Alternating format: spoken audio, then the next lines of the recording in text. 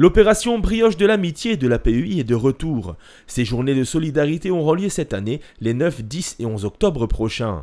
C'est une campagne à laquelle nous sommes très très attachés parce qu'elle nous permet de financer des projets associatifs qui ne sont pas pris en compte par les finances publiques. L'État qui nous subventionne, le conseil départemental ou la caisse d'assurance maladie qui subventionne le fonctionnement de nos établissements. Mais pour certaines opérations, nous sommes obligés de mettre nous-mêmes la main à la poche pour financer directement des choses qui ne sont pas prises en compte par les finances publiques, et ce n'est un secret pour personne, les finances publiques se font de plus en plus rares pour nous et on a même, je vais dire, la fâcheuse tendance à diminuer nos attributions annuelles. Je parle essentiellement des fonds qui nous viennent de l'État.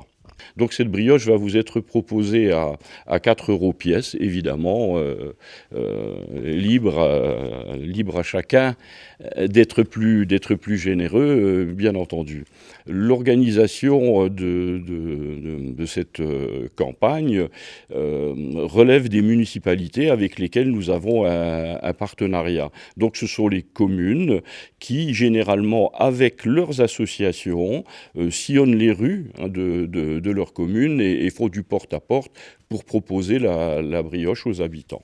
Chaque année, les bénéfices dégagés grâce à l'investissement de bénévoles et à la générosité des donateurs permettent de participer au financement de projets améliorant le quotidien de personnes atteintes d'handicap.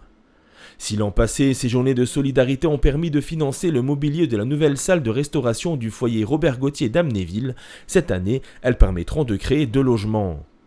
Cette année, nous avons décidé d'affecter le produit de cette collecte à l'aménagement de 2 appartements pour des travailleurs handicapés qui ont suffisamment d'autonomie pour résider seuls dans un appartement. Évidemment, les personnes que nous allons loger dans ces 2 logements, les travaux sont d'ailleurs en cours de réalisation, ne seront pas lâchés dans la nature. Il s'agit d'un ancien pavillon de concierge que nous possédons sur nos installations de Pierrevillers. Et après le départ en retraite du concierge, plutôt que de nommer un nouveau concierge, nous avons fait installer un système de protection, un verrouillage électronique des portes d'accès à nos installations avec une surveillance vidéo. Donc le logement l'ancien logement de concierge va être transformé en 2 petits logements de 47 mètres carrés où pourront résider là de manière autonome 2 travailleurs handicapés qui pourront continuer, s'ils le souhaitent, à prendre leur repas dans le foyer Lorichesse qui existe sur le site de Pierrevillers.